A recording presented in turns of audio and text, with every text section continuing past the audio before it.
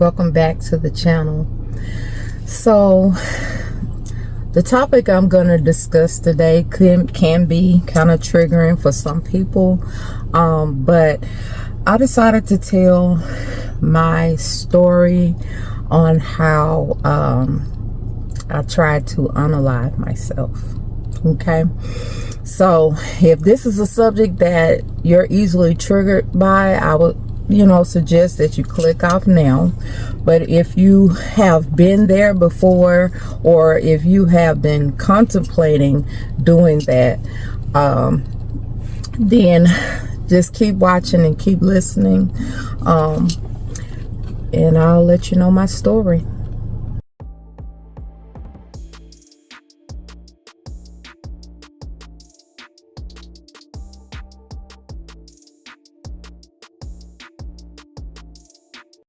So the only way that I can really tell this story is to go back to the beginning, because a lot of issues start, of course, in your childhood.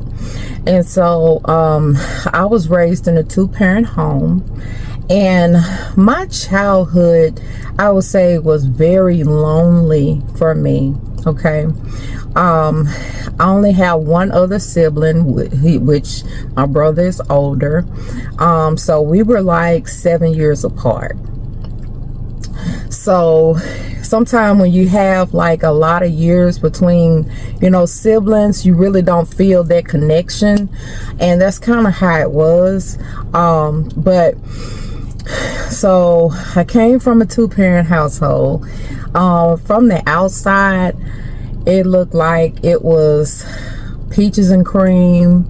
We had a nice house. We drove in a pretty decent, vehicle. We always looked nice when we went out and things like that. But people don't really know what was going on behind closed doors. I know my dad, for as long as I can remember, he suffered with mental illness. I remember a time when he was actually normal and in his right mind, but I was like a young girl. I actually was closer to him than my mom. But then when he started exhibiting signs of mental illness, like hearing voices and going into violent fits and things, I kind of, withdrew myself from him, because I didn't, as a child, I did not understand. All I knew is that my dad is not normal, and so they put my mom in a tough position, because she now had to uphold the whole household by herself. Okay, so just imagine that you start out with you and your husband, your spouse, y'all buy a house, y'all get everything together, and then it falls on one party to carry the load. Okay, so they got 2 kids, me and my brother, and bills, right? So it was very, very stressful for my mom, being the sole breadwinner, right? So of course, I don't think she really knew how to handle that, because that's not something that she expected to have to do, being she has a husband. And so she, from what I felt, she was angry all the time. So it was like I felt the anger and the rage as a child, toward me. And so I dealt with, now mind you, my dad struggling with mental illness. I got away from him, and then I started kind of getting close to my mom, but then she would lash out, and it's like she was taking out her frustrations and things on me, to where I felt like I didn't have anyone. Now let me interject here. I have some awesome parents. Well, my dad's deceased now, so God rest his soul. This is not to bash anybody, right? Or anything like that, but to simply just tell my story, letting you know where I come from and what got me to the point where I wanted to take my own life. Okay, so that all of that, years and years and years of enduring that, being in that atmosphere, that toxic atmosphere, where the cops had to be called numerous times. I remember I had to call the cops one time because my daddy went into a psychotic rage, right, and said that he was going to kill everybody in the house. So hey, well, what am I to do but call the cops, you know, because I fear for our safety. So I no longer felt safe in the home, right? So and then on top of that, the dynamic of the home was, you know, they were from the old school, so they were more lenient with males, right? So a male can't bring a baby home. So they let my brother do whatever he wanted to do. But me, I couldn't do anything. Like, I couldn't, like, they planned my life all the way to what college I was going to. Like, I didn't have a choice in anything. There's a lot of things that I missed out on my childhood. I felt trapped. That's the only way I could feel. I felt trapped. So at the age of 17, well, I think I had turned 18 by then, freshly graduated, 18, I already had in my mind, I'm getting up out of here. I can't, you know, I feel trapped. I can't get out and just do the normal things kids my age do. So I'm just finna leave. So I met a guy 12th grade year, and so we were supposed to just go to the prom together, right? Just a prom date, but it ended up being more than that. And so it developed into something more, okay?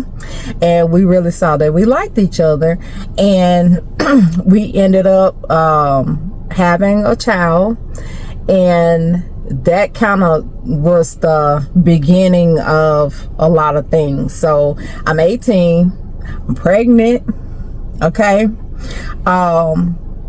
I remember my brother came down, and him and, you know, my ex-husband, which we did end up getting married. Me and my ex-husband, they almost had an altercation because my brother was like, hey, you're not gonna leave my sister with a baby, you know, I need you to set a wedding date, you know. So I'm just sitting there and letting other people dictate my life, how it's gonna go.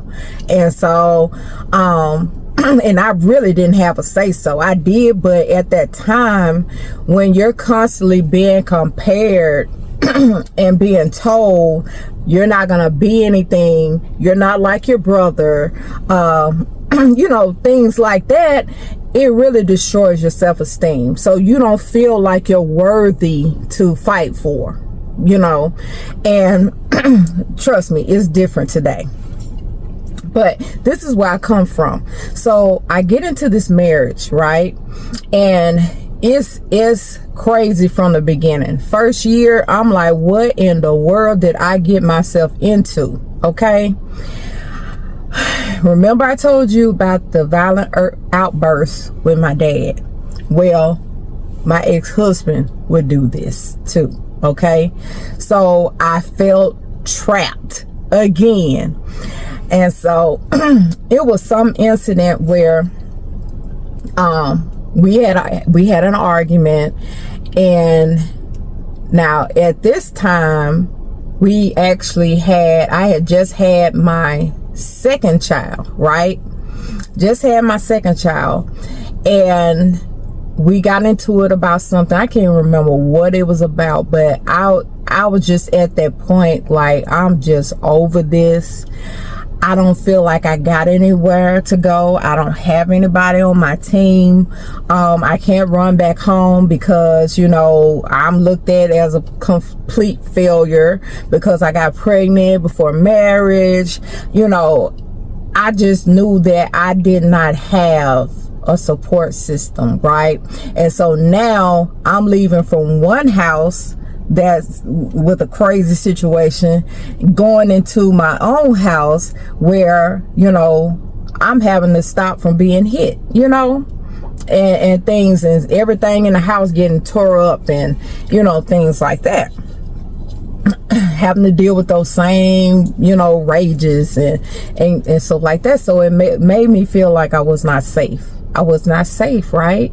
I had a whole refrigerator turned on me one time. Okay? This is crazy.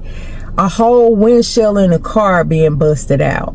I mean, this is how the anger would manifest and things like that. And so just imagine me, I feel like I'm trapped because I didn't have the means to take care of myself and my kids. You know, I depended on my ex-husband, right? So I endured a lot of abuse because I had to. Because at the end of the day, who's gonna feed my kids? Who's gonna feed me? Who's gonna, you know, and every day I was told in that marriage that nobody will want you. You know, nobody, you're nothing. You know, you can't make it without me and all of that.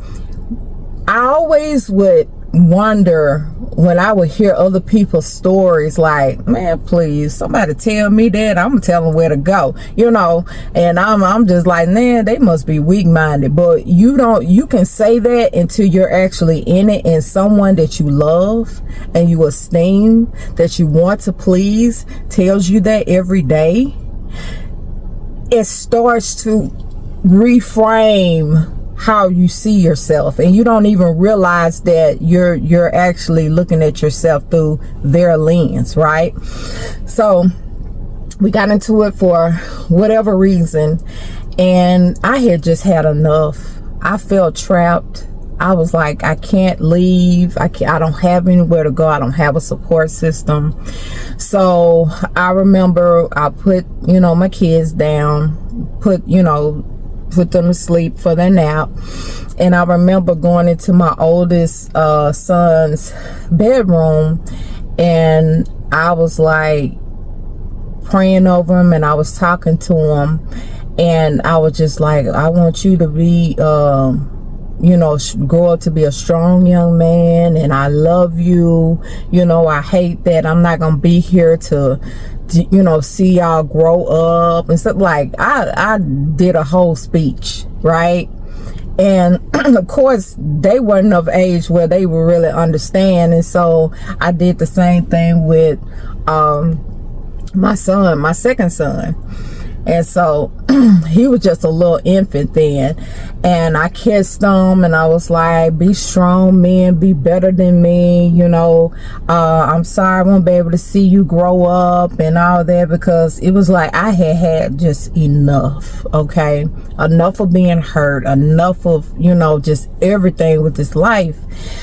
And so I went after that, I went into the bathroom, locked myself in there, and it was like a lot of prescription medicine and stuff that was in the cabinet. So I took every bottle down. I don't even remember what all I took, but I was like, I'm finna take all these pills that's in here. And so I began to take all of those pills and things like that. So I ended up opening the door, and I sat on the side of the bed. And give me a moment. I started feeling the drugs take effect, right? So my head is swimming. I'm feeling like I'm really sleepy, because some of the medicines put you to sleep, things like that. So I'm just sitting there like going in and out. When my ex-husband comes in the bedroom and he sees me, he was like, Terica, what's wrong with you? You know, and I didn't say anything, but in my mind, when I started feeling myself like slip away, I was like, in my mind, I was like, Lord, I don't want to die. Like, I got really fearful at that moment. Like, oh my God, what did I just do? I don't want to do this. Like, Lord, please save me. Like, I don't want to go through this now. But you know, it already been done. So he looked at me, and I just kind of my eyes went in the back of my head, and I felt him pick me up.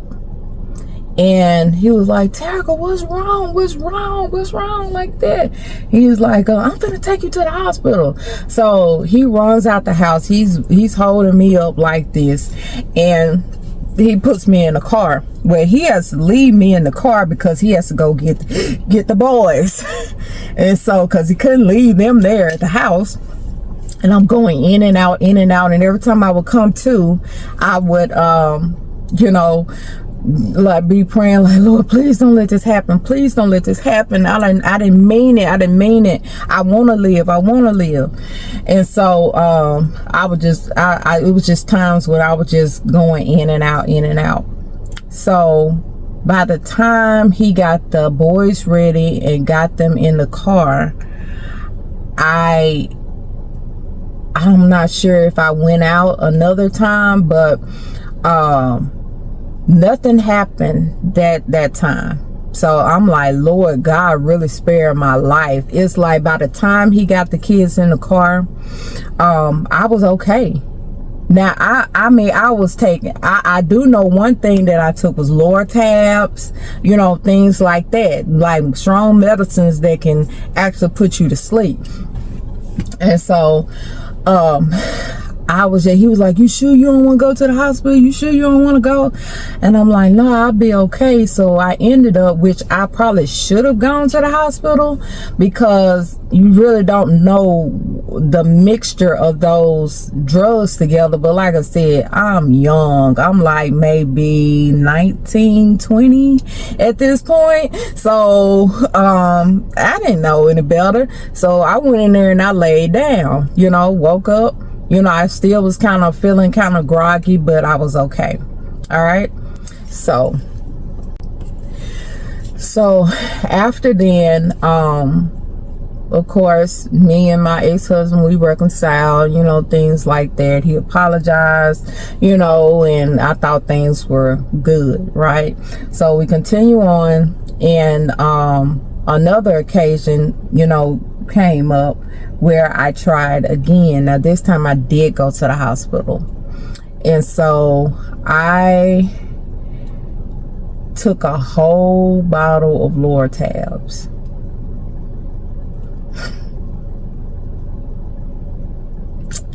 And I'm just like, I'm so over things. You know, because my husband made me feel like he didn't want me. Like, he did not want me. He didn't touch me, you know, things like that. So it was like I just felt useless. I felt worthless.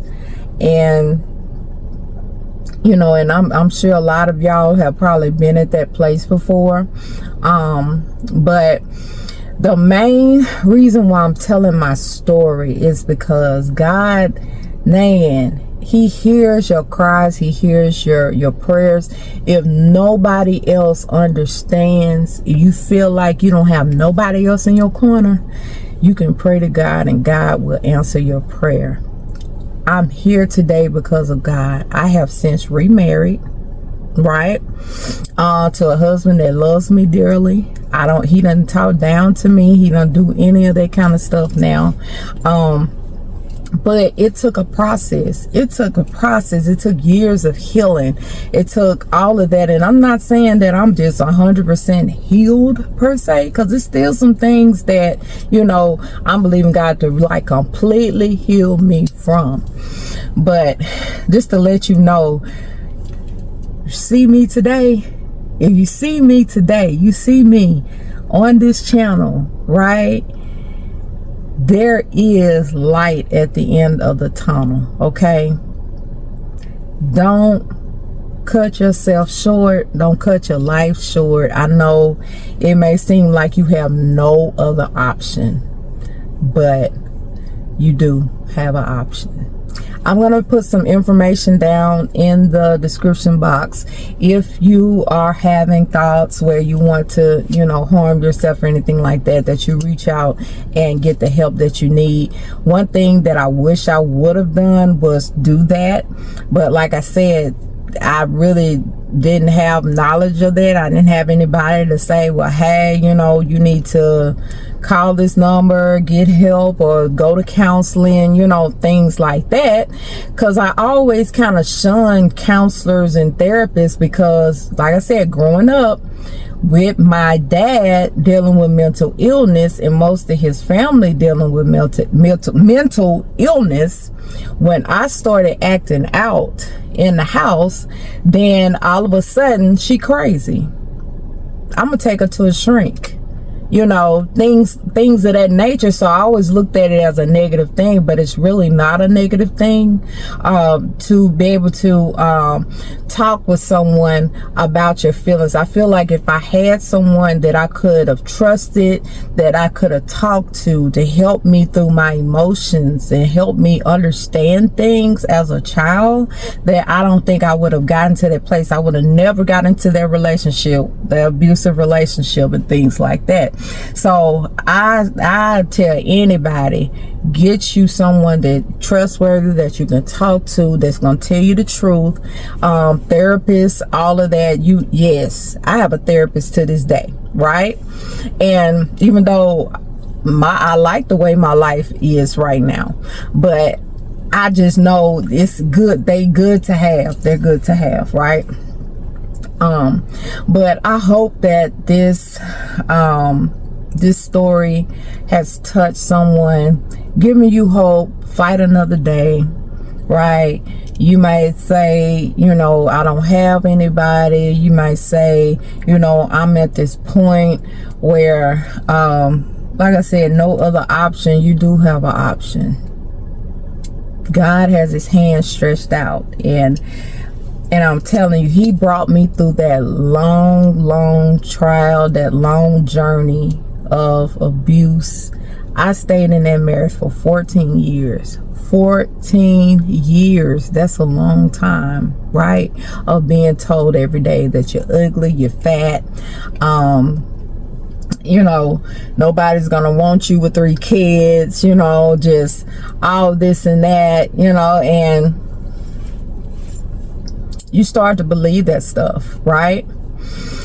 And so it took me a long time after then to regain my confidence as a woman, and things like that.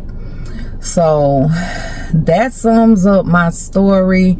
I know the second time that I actually went to the hospital, and they had to pump my stomach, and they actually told me, they was like, if you do this again, we're gonna have to commit you. So that kind of scared me from doing it again.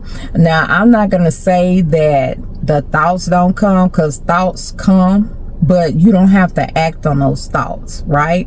You don't have to act on that. I still get thoughts to this day if I'm in a situation but it's like I'm stronger now, right? I know that I have a purpose here. I know that my life has meaning. So why would I cut that short? I want to live as long as I can, right? So that I can be here to help people like you or anybody else that may be in a situation where you feel like you can't get out. You feel like you're trapped. You feel like you don't have nobody, no friends, no nothing, and things like that. So I will be doing another video just talking about, you know, things that I endured in my marriage and stuff like that. I'm not gonna really go into all that on this video, but I just wanted to show, I wanted to tell my story, and plus God was leading me to do this, on how there is light at the end of the tunnel. And you know, one last thing, before I cut the video, it's still emotional for me now, knowing what I attempted, and that when I see my kids, you know, they're all grown now, and I even have grandkids now, you know, like, what if I would have succeeded? I would have completely altered their life. My grandbabies, like, they wouldn't even know me. They would know of me, but they wouldn't know me. You know, so every time I see them, every time, you know, I see my children and stuff, like, wow. Or anytime something great happens in my life, I get teary-eyed and I get emotional, because I'm like, wow, if I had succeeded, then I would not be living this right now. They wouldn't even know of me. They wouldn't be able to experience me, right? I wouldn't be able to see them grow up and become the strong men and women, you know, and things like that. So it still, I would say, affects me to this day. It makes me emotional, especially with my grandkids, because I'm like, man, I'm still here to really see them. They love me. They know me as Mimi. I mean, they just want to stay at my house all the time. But what if I had succeeded in that, just because things was bad at that point? So that taught me something. You never make permanent decisions on temporary circumstances. Things are not going to always be bad if you just keep fighting and keep pressing through. See what's on the other side. See what's on the other side. So now, like I said, I'm married to a wonderful man. He's a pastor. I'm an elder in the church. We're both set to be ordained on the 26th, which I've been ordained before, but since I'm under a different ministry now and everything, I definitely want to, you know, redo it. That's another story for another day. I have plenty of stories, but just to give somebody hope that don't make a permanent decision on a temporary circumstance. Just don't do it. It's not worth it. You got so much more to live for. My life has completely changed. I'm not even the same person I was back then. So they just show you how God can just transfer your life when you actually give him your life and say, Lord, I give up. I give it to you. You come in and do what you want to do. I give you my life. And he made it into something beautiful. Now, is my life perfect now? No, it's not. It's not perfect. But it's a whole lot better than what it was. I don't fear coming home. I don't stay gone from the house for days because I don't do that anymore. I have a safe place now. So I hope that this message, what I shared today, touched somebody's heart, gave you the strength to keep moving, keep going, because you are worth it. You have purpose. God created all of us with a purpose in mind. The thing is, you got to find out what your purpose is, and what better way than to ask the purpose giver, hey, why did you create me? He'll talk to you. He'll tell you. He'll tell you why he created you. Well, Lord, help me how to get there, because where I'm at right now, that doesn't look like where I'm going. He know what he doing. He been doing it since the beginning of time. So trust God, keep pressing, keep fighting, and I'll see y'all in the next one.